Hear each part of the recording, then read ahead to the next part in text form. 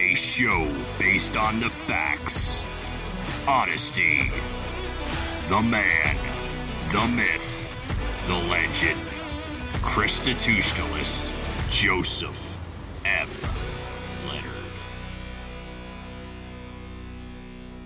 Everybody, a special end of February 2025 intro before we get into the normal intros to state that I've moved things around a bit. Now, normally, you know, my Wednesdays are guest drops and Saturdays monologue drops. Every once in a while, there'll be a guest on Saturday, but never a monologue on Wednesday. Well, this end of February, the last 2 weeks, there are going to be 2 guest drops a week, 7 specials total in the month of February 2025. RFK Jr. was indeed officially approved by the Senate to HHS.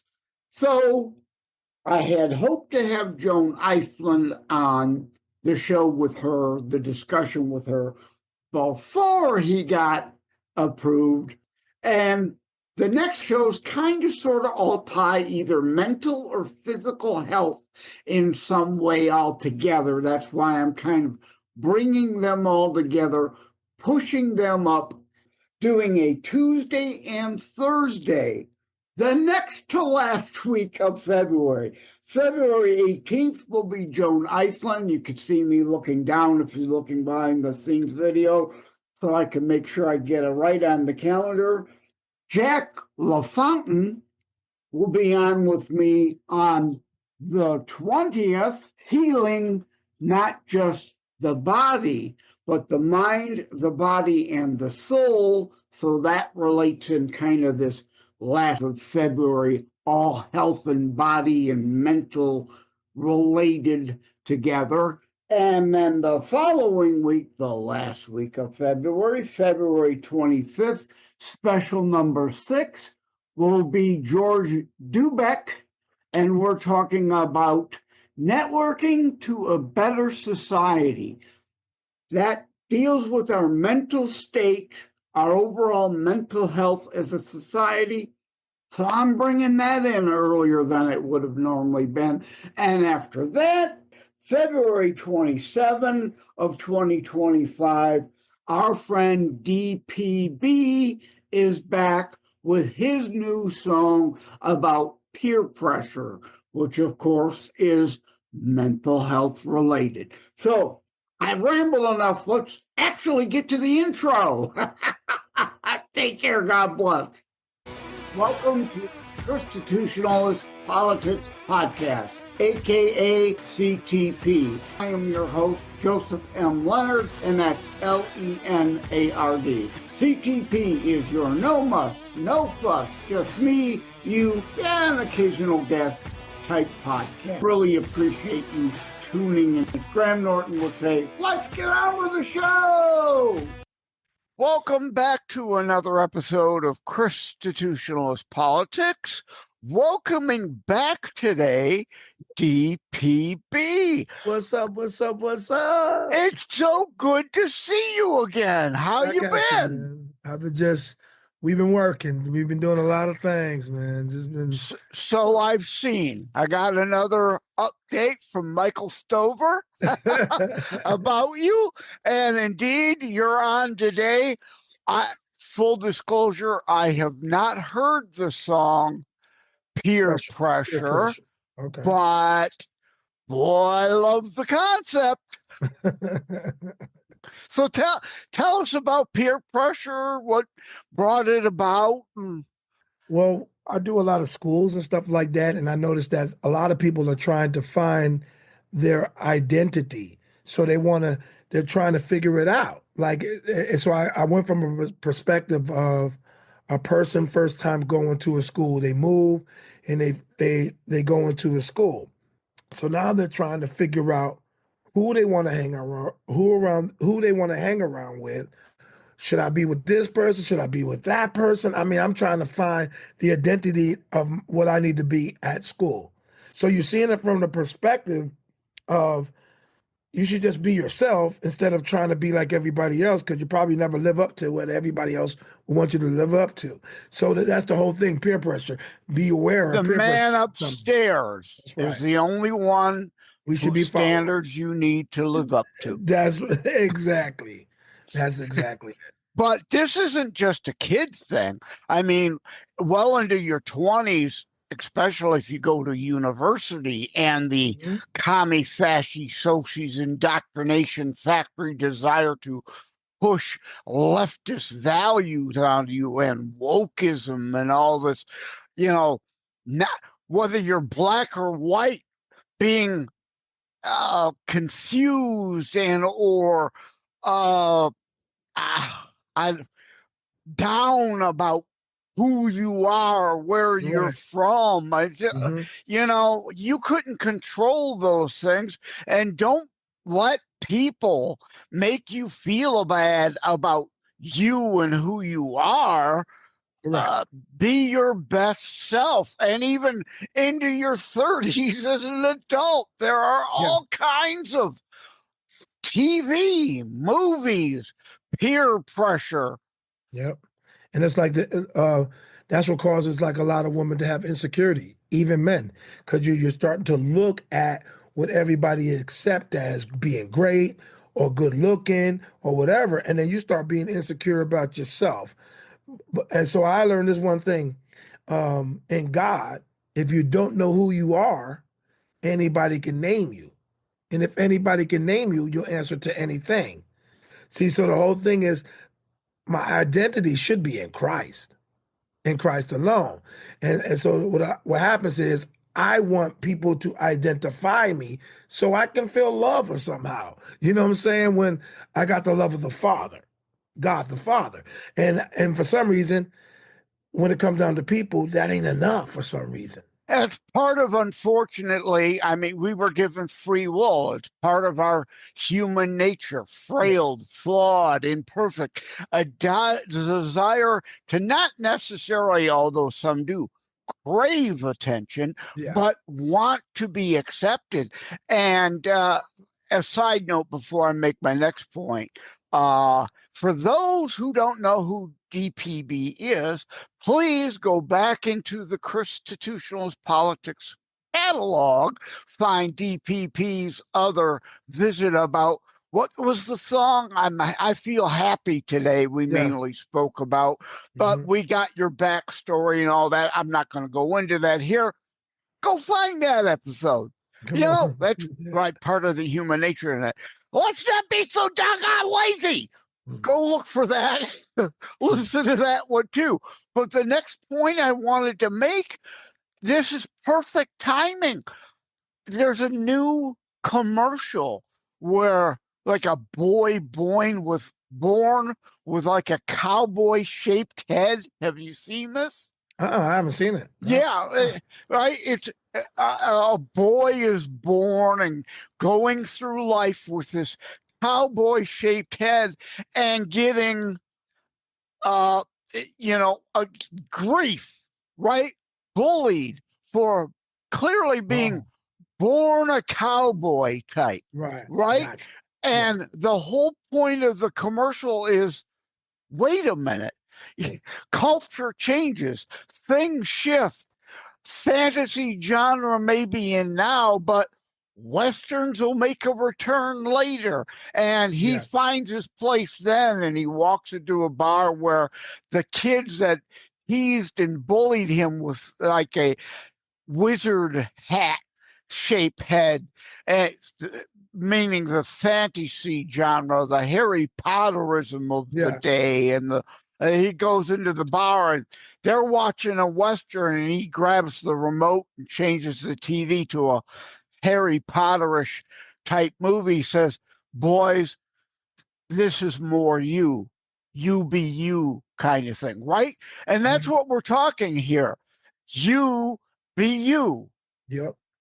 Because you're the only person. Like I believe I really don't know who I am till I know who Christ is. See what I'm saying? So once I got the identity of Christ, my whole goal is to try to live the way he would want me to live. And then what a person will find out, because Christ is in me, everybody's life is going to be better, even mine. So that because God did something, He changed me. I found out what my true identity is, and people's lives will be better just me living for Christ anyway. So Yeah, the world would be. I wrote a piece. There was a thing. I made a social media post months ago. It was, and somebody gave me grief. It's like, because I was coming from a religious standpoint, and they obviously were atheists. So I wrote a piece. I'll try to remember. I'm going to make myself a note. As if promoting good to one another, okay, that should remind me enough is a bad thing. I don't care what your motivation is, whether it's religious or not. Promoting being good people to one another, whatever your motivation, is somehow a bad thing. I mean, how dumb is that person? And well, I believe when you have an atheist or anything, they've been hurt somewhere. I don't just think they just come to that conclusion. They've been hurt somewhere, and I believe I see this because I see a lot of this. I think Christians been too hard on people sometimes to where they do blame God for what people do, and so people who say they love God, we are more judgmental, like we are God, and we don't give the mercy and the grace that God would give towards people that we should give. So that's why they hurt, and then they end up getting hurt, and they don't want to love God. How can you believe in God that's doing what you're doing to me, or those type of things like that? Or then they start questioning everything. See, once you get that one little question, you're going to start questioning everything. But I believe it all starts from a person who loves God to show the love of God. That's the thing that every believer should have mastered first, the love of God. Because if God is love, we should be the masters of it, like love folks, but I think we have, as believers, we have a hard time showing that love. You know what I mean? At times, yeah, we get caught up in all the nastiness of the world. Again, it's the human nature. We are frail and fallen creatures, and we have bad days at times.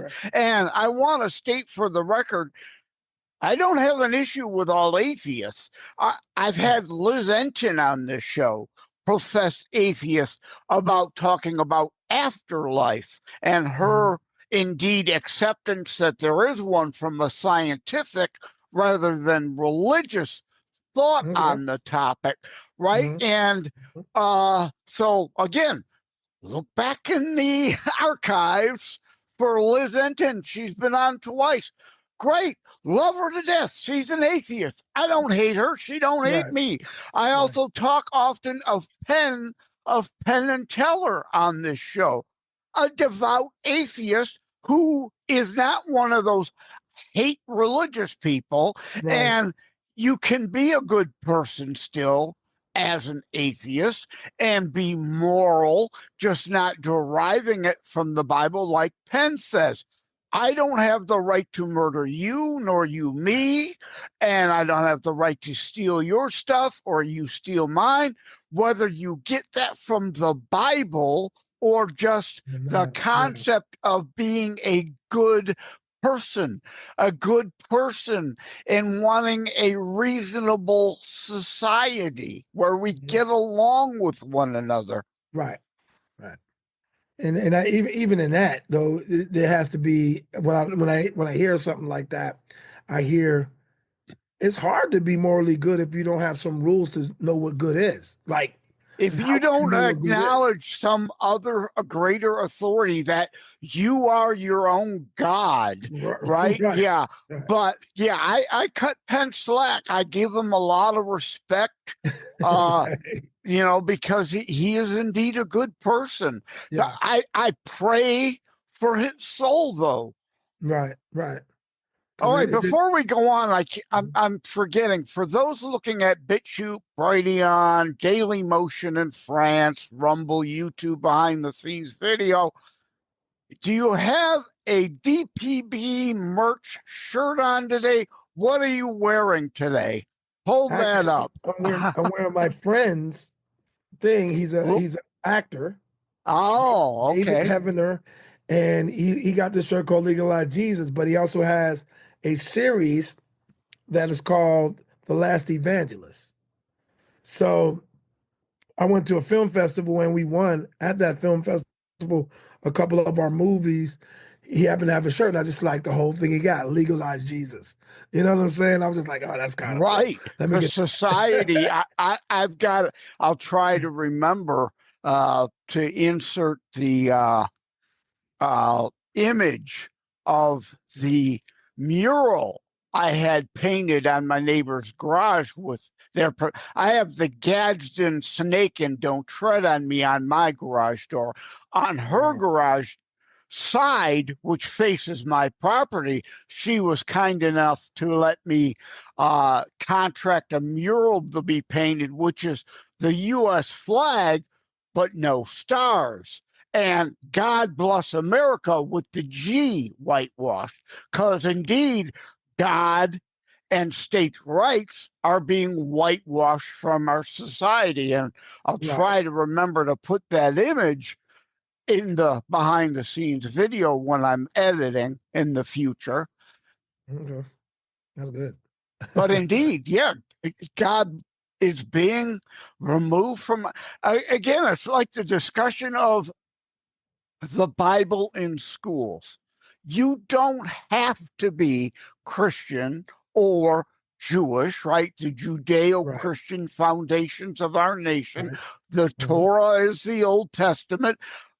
Christian edition, which Jesus, born a Jew, fulfilled the Jewish scriptures. That's why that's part of our overall Bible. I don't get anti-Semitism, especially from a supposed Christian, not recognizing who their Lord and Savior was, didn't start his ministry, became a rabbi at 30 in Jewish tradition, right? But you don't have to be religious to understand that from the historical foundations it provided our nation: biblical community, free will, not worldly communism, which is force. Right. That's right. And but God knows. It says we're evil abound, grace abound even more so. You know what I'm saying? God know that man was going to be what they do. You know what I'm saying? And I know where I believe he's going to just come from out of the ruins, just go forth and shake everybody up. Like, you never know. All that doesn't, the way we see it, it matters to us. God's like, look, I just want you to trust me, that I know what I'm doing, and I'm going to show y'all, and everybody will know that I am God. Like, it says in the Bible, every knee shall bow, every tongue confess, they all will confess. So at some point, God going to say, let me show everybody that I'm God, so nobody has an excuse. And it says that, anyway, that nobody. Yeah. Here's another past episode.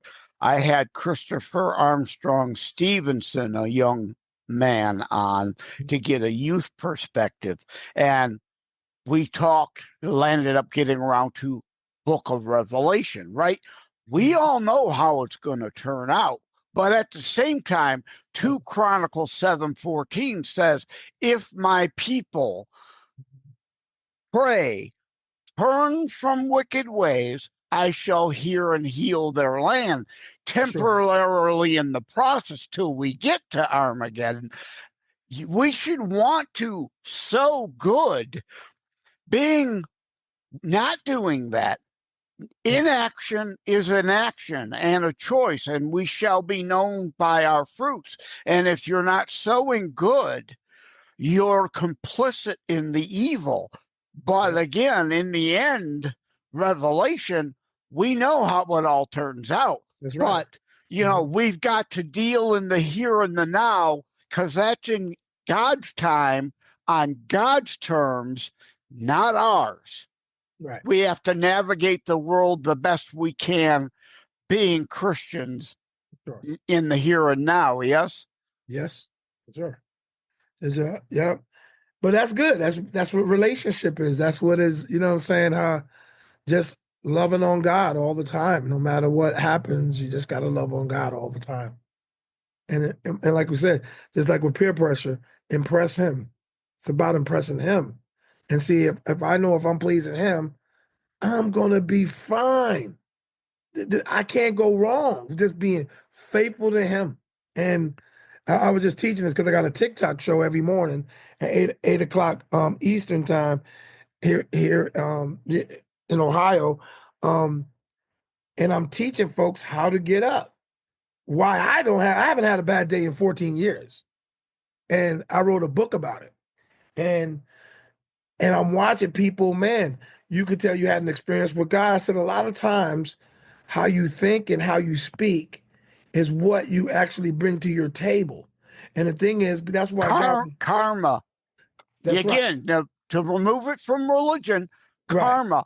Right. If you surround yourself by assholes, you're going expect to be in a negative realm all the time. Surround yourself with other good people and share good.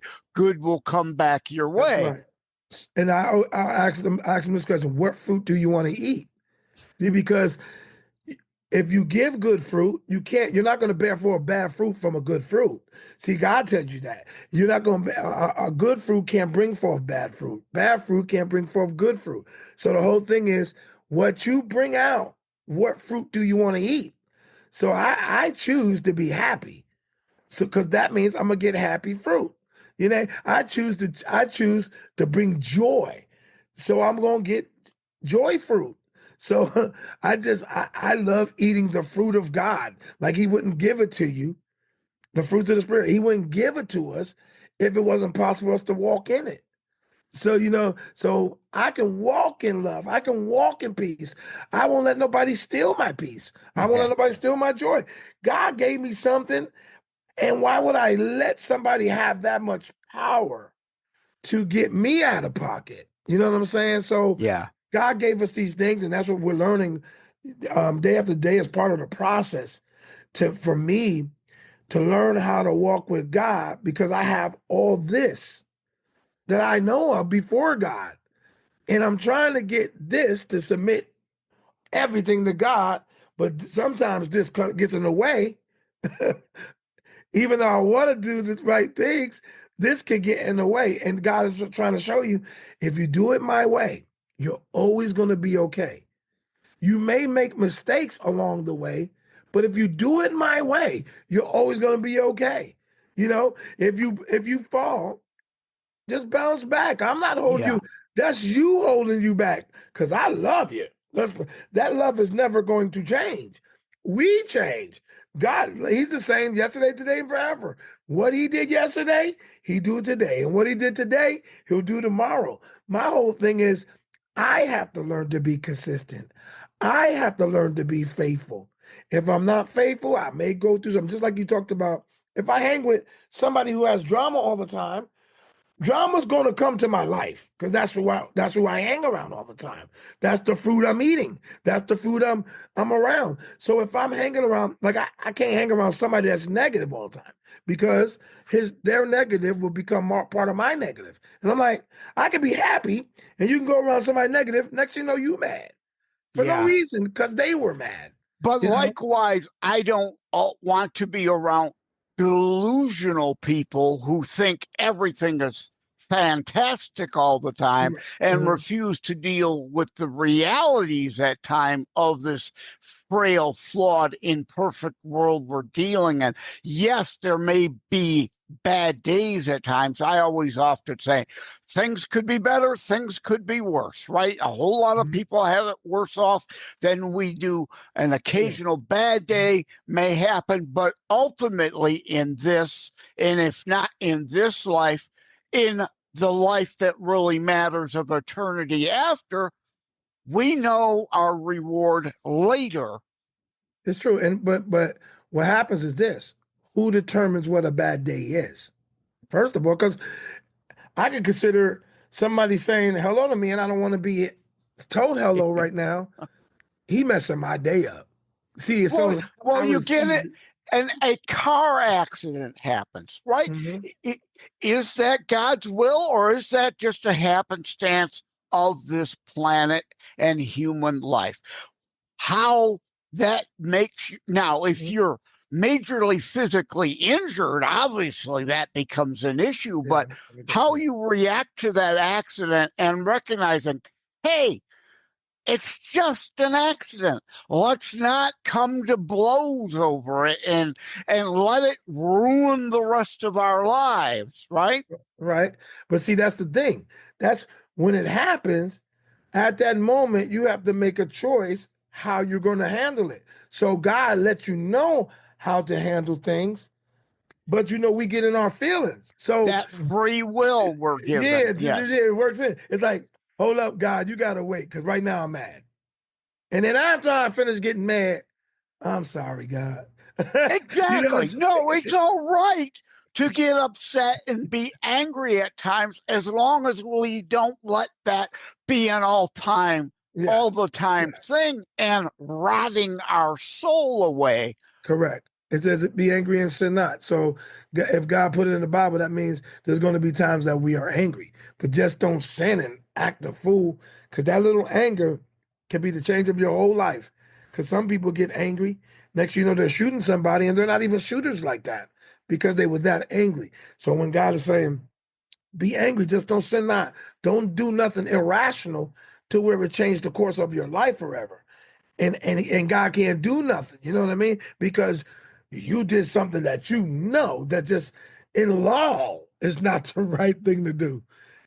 Regardless of God, who he is, if the law says don't do that, but you're mad and you do that, you're subject to everything that the law has. So it's like it's in the Bible it talks about, and that's what I love about it. Everything you go through, I made a way of an escape. Consider it pure joy when you fall into testimony counts. It's like God is letting us know, look, I'm with you. If I am with you, who can be against you? If the joy of the Lord is your strength, even though you're going through something, learn to trust me.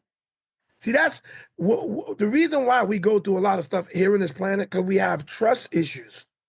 And if we learn to trust God, because all the people in the Bible that did trust God, God showed up.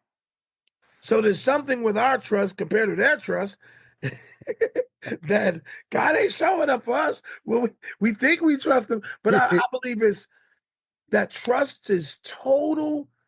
I know God will do this. See, and that's what they were at, because every time they did that in the Bible, from Shadrach, Meshach, and Abednego, Daniel and the lion's den, they always said this one thing: in the midst of about to die, they would say, I know my God will show up. A lot of us, we ain't gonna say that if somebody got a gun to our face and say, like, hold up, bro. Hey, whatever you want me to do, they're like this, hold up.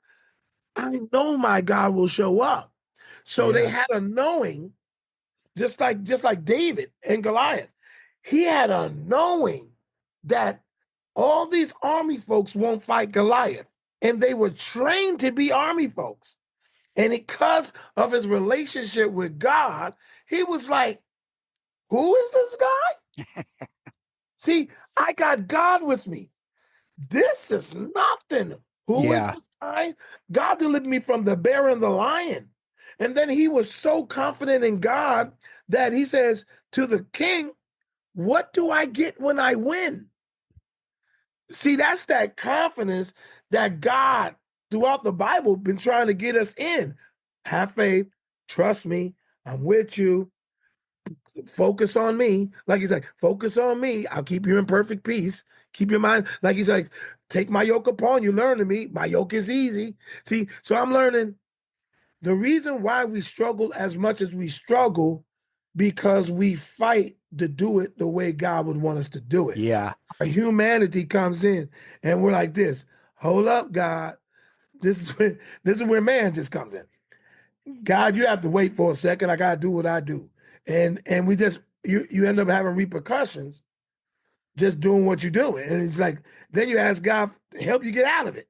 God, please, if you could just help me this once. You know I made a mistake, but this mistake might have been really bad, and I really need you to move. So I won't. So I learned the reason why I don't have bad days like everybody else. Now, before 14 years, I had the worst year of my life. Times are bad. And God was showing me, and this is what I had to learn, is this. I really had to learn to do things God's way, because God said, just be faithful to me. Be faithful to me. See, people who love God are not faithful, but they love God. So God, watch this. And then it says, my faithfulness, we're talking about God, I will overwhelm you with blessings. And then it says, let patience have its perfect work. Some of us don't have patience. So we're like, man, I don't have the patience. I hear a lot of people say this, I don't have the patience.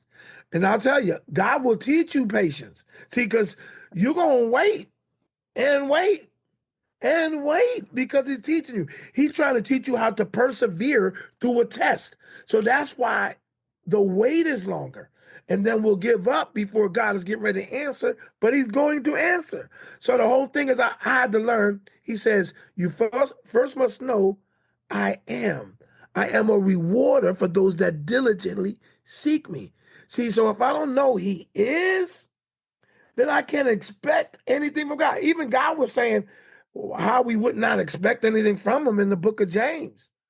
When you ask in faith, not wavering, because he who wavers, he gets tossed back and forth. He can't even make up his mind. He don't know if I'm going to do it or going to do it. And then these are the words that are scary to me in the Bible. He says, let not that man think he shall receive anything from me, and he'll be unstable in everything he do. Now, God is talking about me as a believer.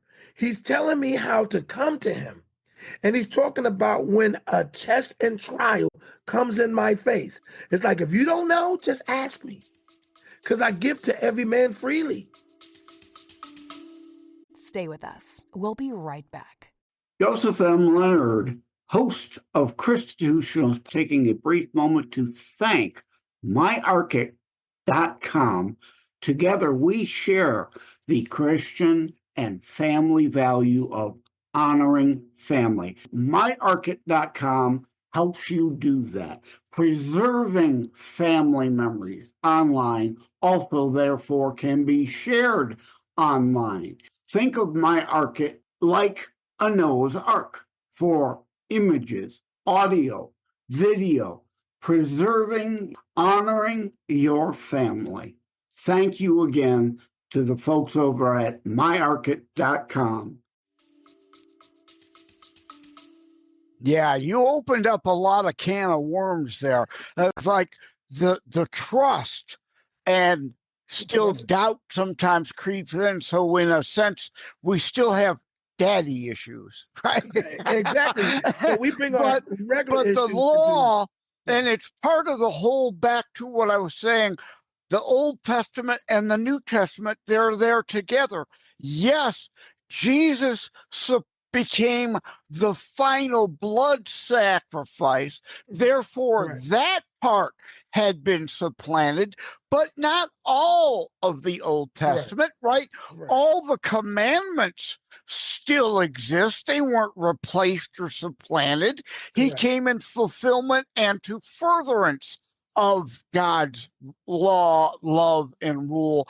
And we, it can be human nature, again, to the anger to want revenge. That's why the New Testament introduced the part about turn the other cheek. But you have to. That doesn't mean be a sucker over and over and over and right, and allowing the law to deal with if we've been wronged. But eye for an eye is not completely eliminated and removed. The death penalty is there through legal remedy of the law to grant that kind of revenge, right? Those who sheddeth man's blood, by man shall have their shed. The death penalty is biblical. It becomes a problem like the Hatfields and the McCloys if we want to personally take revenge and be the retribution. Correct. And that is good how you said that, because even you reap what you sow. That's why God said, like, if you steal, you're better off cutting off your other hand so you won't do it again. It's what he's trying to. So the whole thing is, once again, it's just obedience. It comes back to obeying the word. And if you're a person that don't like authority, you're sure not going to like the word. Because it's the authority that God shows us how to live. Just like, why does kids leave their parents? Because they don't want to have the authority of the rules that they have. So as people, regular people, we do the same thing. You know, if I love doing something, I don't want to hear somebody tell me a word for that. You know what I'm saying? Like, yeah, exactly. The job thing. We all work because, and the Bible does not say money is the root of all evil. It says the love of money is the root of all evil, right? And I almost forgot, like you mentioned David, he didn't have hubris of himself. He had the confidence in his God. That's there. So I wanted to say that before I forgot. But yeah, money is a necessary thing of our society and work. And the Bible also does say biblical community versus worldly communism. There is a distinction between those unable to work we are to take care of versus those unwilling to work. So yeah, we don't like going to work, but we need to and should be working and earning our own way. For sure. And I was just reading that in Proverbs. A lazy man, like God talks about a lazy man. You're going to starve. You're going to go through. But so what I learned from that, keep your hands to something. Don't stop doing something just because it's not available. Put your hands to something, because in the Bible says everything you place your hands to shall be blessed. So God just don't want us to stop. You keep on going. You know what I'm saying? And a lot of people will stop because it ain't going in their favor. But that's okay. God, that's what the perseverance is. He's trying to, like, you can make it. I can hear God say, you can make it. You can do it. Just keep on. Hold on. Don't give up. And the reward will be so much sweeter when you've earned it rather than been given it. It's like why Jesus said, the poor will always be among you. That wasn't an economics or a governance statement. It was a human nature statement. There will always be lazy people, unwilling to want to make more of themselves. There's that. And that's why worldly communism always fails, because there will always be then more and more people that then say, well, I can be lazy, get in the cart, and eventually Atlas shrugs because there's not enough people to be able to pull the cart. That was good. Again, I go, it drives me crazy. The difference between biblical community. We are to want to be our brother's keeper through Sure. charity, not communism forced at the barrel of a gun. We are to want to do it. That's why charity is there. That's biblical community versus worldly warped distortion of community, communism. Right. And the reason why I believe the reason why that biblical community or the Christian community is not big is because God tell you to tell your faults one to another. And because Christians don't know how to keep a secret, they got to tell everybody. Well, human nature again. Right, human nature. Yeah. It's just like, so they keep it inside. And then now we don't even know when the people are hurting anymore until it gets so bad. Because we've lost the sympathy and the empathy. Yes, exactly. Well, it's time to wrap things up, actually. So, again, tell people where they can find you. Where you can find me. Everything at World of DPB, one word. Twitter, World of DPB. TikTok, World of DPB. YouTube, World of DPB. And can I show this real quick? Sure. For those behind the scenes, having trouble getting it to focus. Could I put something on it? Could see part of it there. Yeah. What's it titled? Living a Life Undefeated. I think it's the first picture book that I've ever seen a Christian even do. And I'm like, it's a celebration of me being in ministry for over 30 years and why I've lived for God and got quotes in there, got quotes from people. It's almost like a living obituary. I get to see how people see me and didn't know how they seen me. Mm-hmm. So this is what happens when you live a life undefeated and living how God would want you to live. People see you. And it's not a lie. You know, you ain't got to lie. I'm not a mean person. So, you know, when somebody passes away, they might have to lie when they really was a mean person. They start saying, he was a good person. He was a good person, when they really was mean. But it's cool. When you're dead, you never get a chance to hear none of that. Anyway, so it's cool that God gave me a chance to see how people see me based off me living a life for God.